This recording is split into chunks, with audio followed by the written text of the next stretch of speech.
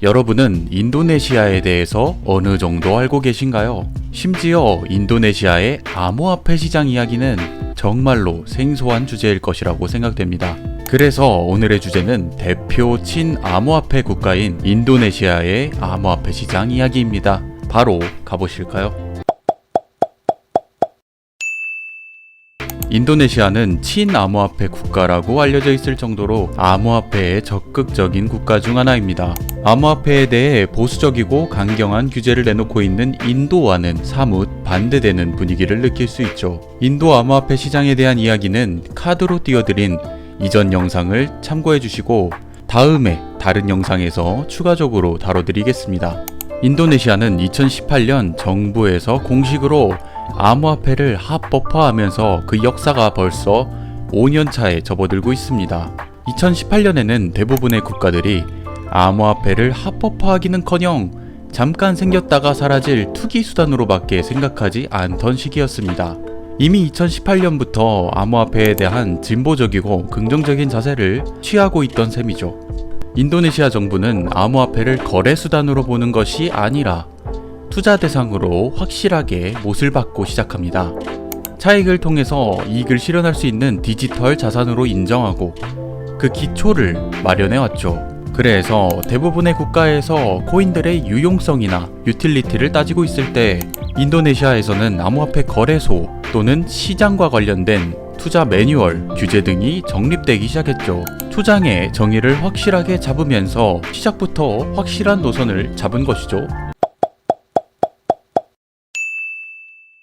인도네시아 정부는 인도네시아 금융청, 속칭 OJK라는 부서에 암호화폐 전용 담당 의결 창구를 설립하고 암호화폐 시장 관련 인사들을 의원으로 선출하면서 명확한 체계를 잡아나갔습니다. OJK에 대해 부연 설명드리자면 인도네시아 금융 전반에 대해 규제, 감독을 실시하며 정치권이나 사법계 등 여타 권력의 영향을 받지 않도록 독립 구성된 자치기구입니다. 우리가 흔히 알고 있는 미국의 SEC와 결이 비슷한 기관으로 생각하시면 되겠습니다. 물론 암호화폐 기업에 대한 고소 남발로 풀어가고 있는 SEC와는 반대되는 행보를 보이고 있지만요.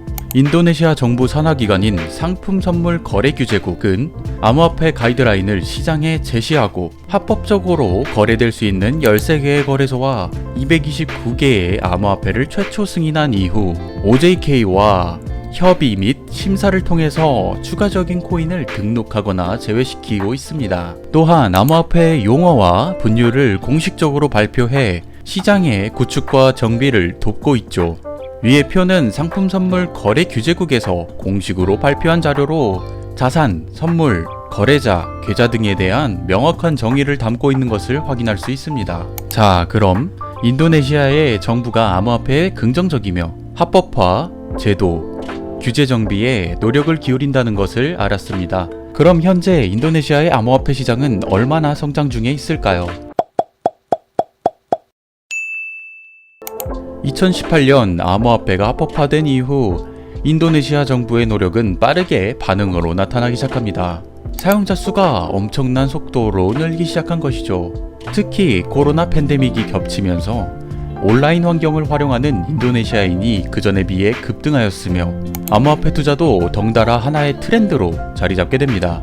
그 결과 2022년에는 암호화폐 투자자가 1200만 명을 달성하게 되었으며 이는 14억 인구 인도의 1300만 명과도 크게 뒤지지 않는 차이를 보이고 있죠. 인도네시아 인구가 2억 7천만 명 수준인 것을 고려한다면 정말 폭발적인 성장이라고 밖에는 말할 수가 없겠네요. 여기서 재밌는 사실은 인도네시아는 주식 투자자가 700만 명 수준으로 암호화폐 투자자 수가 이미 한참 앞질렀다는 점입니다. 그만큼 얼마나 빠르게 대중적인 투자 수단으로 급부상했는가를 느낄 수가 있습니다. 또한 고소득층의 암호화폐 보유 비율을 보면 41%로 전 세계 1위에 랭크된 것을 볼 수가 있죠.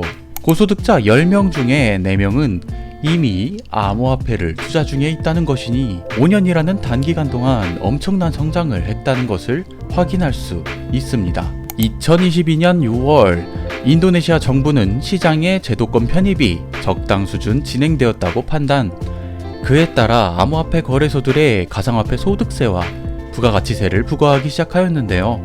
크립토 윈터로 인해서 거래량이 크게 줄었음에도 6개월간 첫 세수로 2,300억 루피아, 하나로 200억 원 수준의 세금을 거두어들이면서 순조로운 시작을 알린 상태입니다.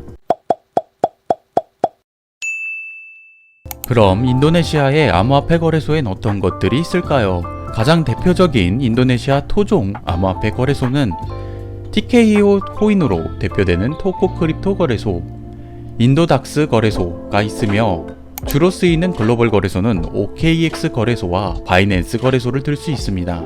현재는 크립토 윈터로 인해서 양쪽 모두 거래량이 크게 줄어 있으며 특히나 국산 거래소인 토코 크립토와 인도닥스 거래소는 볼륨이 최저점을 기록하고 있죠. 바이낸스에 인수되어 큰 관심을 받았던 토코 크립토의 TKO 코인 역시 덩달아서 고생을 겪고 있는 중인데 토코 크립토와 TKO와 관련된 내용은 다음 영상에서 따로 떼어 자세하게 다뤄보겠습니다.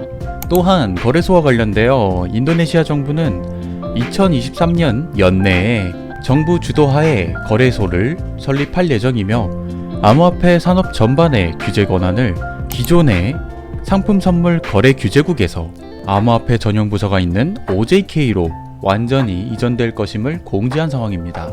암호화폐 시장을 완전히 독자적인 하나의 투자 시장으로 인정하고 거래소를 설립해 체계를 확립하겠다는 의도로 풀이됩니다.